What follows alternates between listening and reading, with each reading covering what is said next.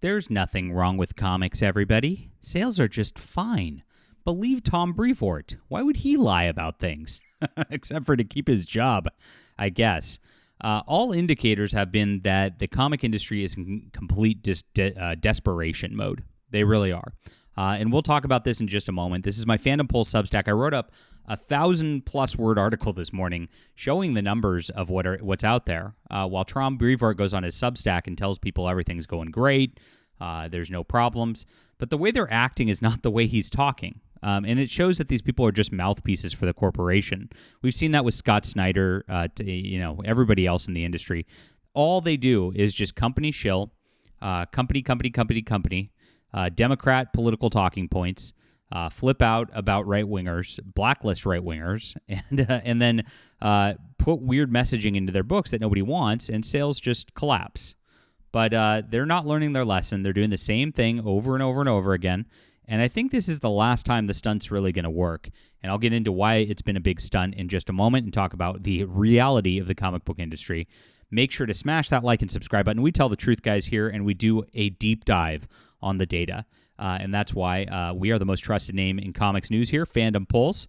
Please make sure to sign up for that in the description below. I'm also a comic creator, and I want to let you guys know my Hidden Emperor is ready to go. So we got our proof copy in. We did a live stream about that yesterday, and it's good. And so I'm going to be running the full print run. It's going to be closing this weekend. So if you missed this, if you missed our giant Kickstarter, which crushed it, and then, of course, we did so well, and we shocked the mainstream industry with this, that Kickstarter banned us right afterwards. I can't even update my backers now. I send it out via email. So if you're a backer, make sure to look for an email from delarose.com. Because that's where the updates have been. And this is it. So stay on my email list so you don't miss my projects going forward. Like I said, we're banned, and we are working now on alternative platforms. This is on BackerKit, where you can pre-order right now. And I've got all of my graphic novels. You can see how much of a prolific creator I've been on here. And with this, you just grab them all because they're all great.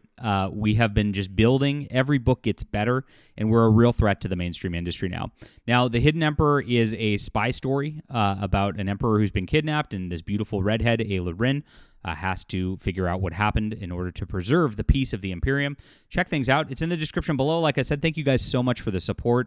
Really appreciate you for being there. It's in the description below. Yeah, so Tom Brevoort's really been insane for a long, long time. This is him. And, of course, when X-Men was relaunching, and they announced it last year because the Krakoa sales had just dropped off a cliff because of all the weird woke identity politics. They put weird they-thems on the books, tried to make everybody gay, the usual stuff that gets done in these things. And it just dwindled and dwindled and dwindled.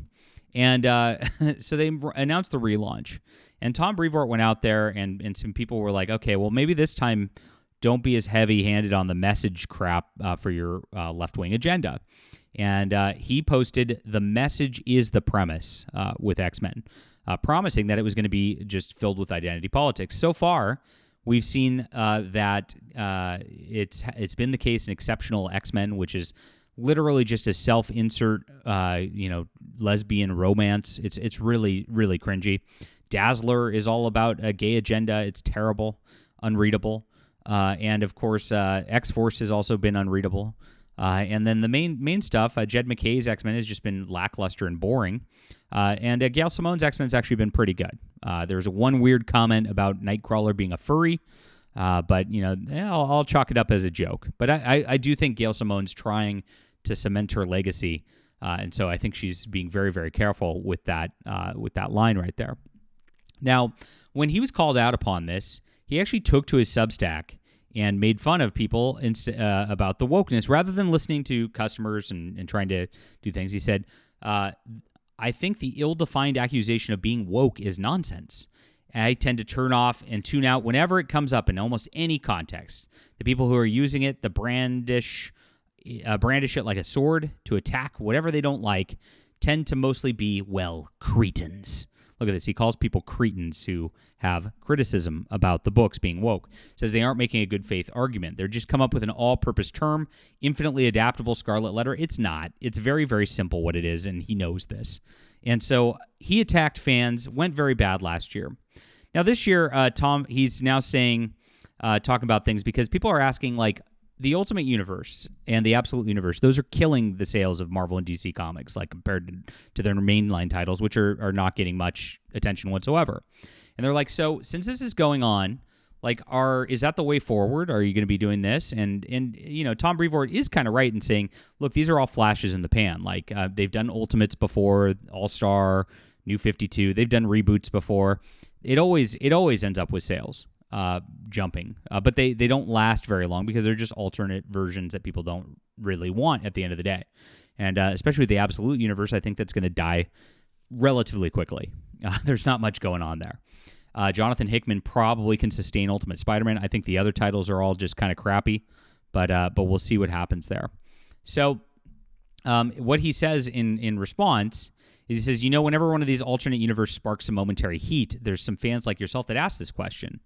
The obvious answer is no, of course not. And this is what he says. For one thing, there's absolutely nothing wrong with the way mainstream Marvel and DC books are selling. And he continues talking about how that's the case, that it kept selling. He says, if it ain't broke, don't fix it. It is broke, though, Tom Brevoort. DC Comics, before their all-in relaunch, remember they had to do this big all-in push, and like they're relaunching everything at the same time. Absolute wow! Like DC's had 66% of its titles below the cancellation line in sales. Remember, Tom, you just relaunched the entire X-Men line with all new number ones all at the same time to try to generate sales because it was not selling.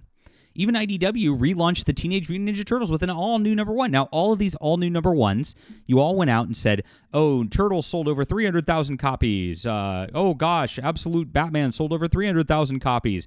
And you do these weird retailer incentive things where it's like you have to order 50 or 100 copies to get the one variant or whatever that the collectors want and that the speculators are going for. Those aren't even people who are reading the comics.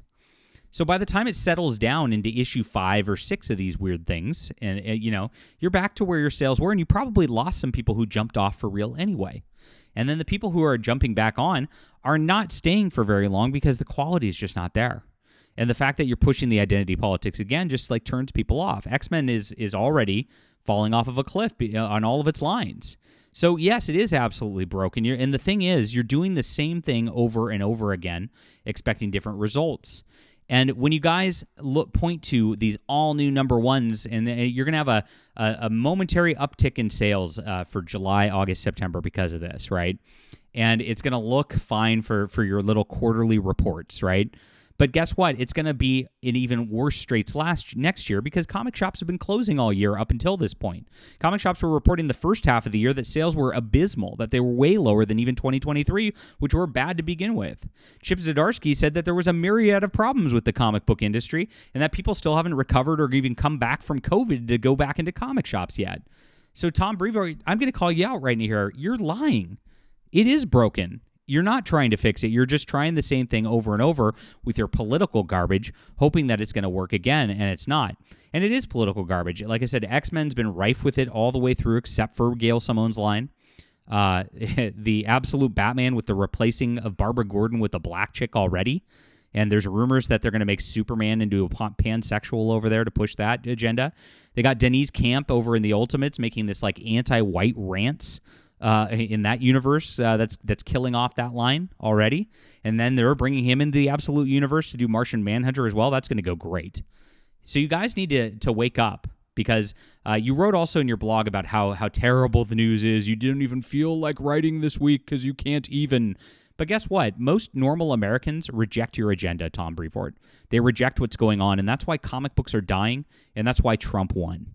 So you can either wake up, stop blacklisting people from the industry like myself who are actually talented and actually try to I don't mind that Denise Camp has a job, but why are there no conservatives who have a job? Huh?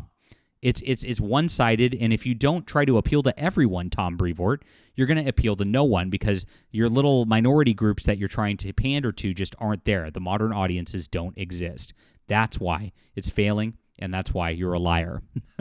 All right, leave a comment down below with what you think about this. Make sure to hit the like and subscribe button. I appreciate you guys growing our channel so fast here, guys, as we talk about all things in comics. Make sure to check out the Fandom Pulse Substack in the description below. And do not miss The Hidden Emperor, guys. 66-page graphic novel. This is it. It's closing out this weekend, and then I am running the print run of whatever the orders are. So this was a huge, huge success, and I'd love for you to get in on it before it's gone.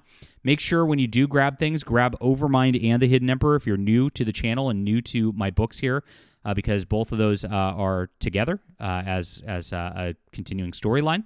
And you can check out my other books too, whatever appeals to you. I really appreciate you guys being there. Got a little something for everyone, unlike Marvel Comics.